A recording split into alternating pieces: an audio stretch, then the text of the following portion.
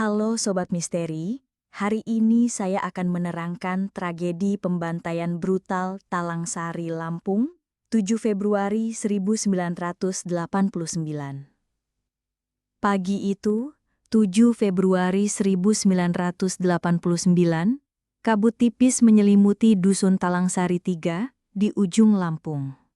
Desa yang sederhana itu tampak tenang seperti biasanya. Tapi di balik sunyi, ada detak ketakutan yang belum sempat disuarakan.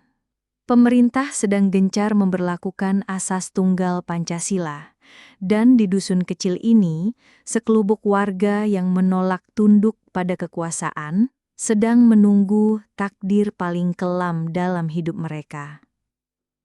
Tragedi Talangsari adalah sebuah peristiwa pelanggaran HAM berat yang terjadi pada 7 Februari 1989 di Dusun Talangsari 3, Desa Raja Basa Lama, Kecamatan Labuhan Ratu, Kabupaten Lampung Timur, saat itu masih masuk Kabupaten Lampung Tengah. Peristiwa ini melibatkan serangan militer terhadap masyarakat sipil yang merupakan pengikut jamaah Warsidi. Latar belakang: penerapan asas tunggal Pancasila. Peristiwa ini merupakan dampak dari kebijakan pemerintah Orde Baru yang menerapkan asas tunggal Pancasila, yang membatasi organisasi kemasyarakatan dan partai politik. Kelompok Warsidi dituduh oleh pemerintah ingin mendirikan negara Islam di Indonesia. Ketegangan lokal. Sebelum peristiwa ini, terjadi ketegangan antara kelompok Warsidi dengan penduduk lokal dan pihak berwenang. Beberapa laporan menyebutkan adanya masalah sosial, seperti pengambilan hasil perkebunan tanpa izin oleh kelompok Warsidi, yang memicu keresahan masyarakat sekitar. Kematian Kapten Sutiman. Pemicu langsung serangan militer adalah kematian Kapten Sutiman, komandan militer setempat yang tewas dalam bentrokan awal dengan kelompok Warsidi saat mencoba mengawasi mereka. Peristiwa pembantaian.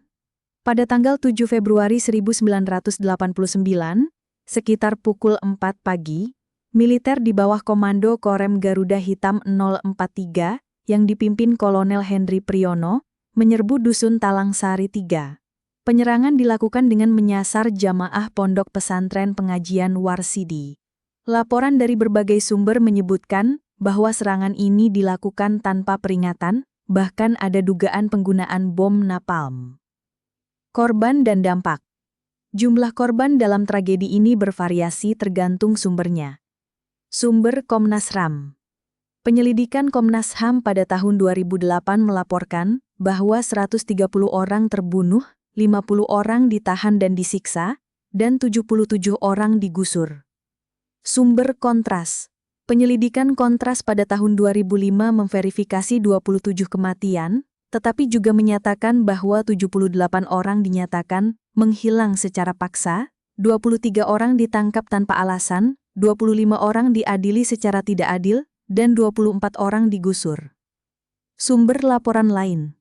Beberapa laporan awal media menyebutkan 27 kematian, sementara majalah Gatra pada tahun 1998 mengklaim 246 kematian.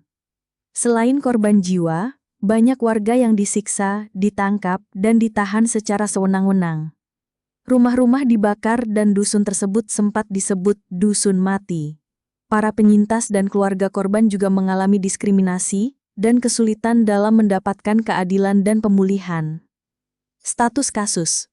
Hingga saat ini, tragedi Talangsari masih menjadi salah satu kasus pelanggaran HAM berat masa lalu yang belum terselesaikan secara tuntas melalui jalur yudisial.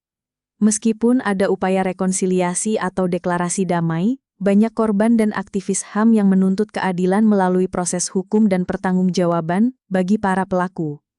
Kasus ini terus menjadi simbol perjuangan untuk keadilan bagi korban pelanggaran HAM di Indonesia. Puluhan tahun telah berlalu. Tapi, luka Talangsari belum sembuh. Para penyintas masih menunggu. Bukan hanya pengakuan, tapi keadilan. Dusun yang dulu hidup, pernah disebut dusun mati. Tapi suara para korban belum mati. Mereka tetap bertanya, kapan negara akan menjawab?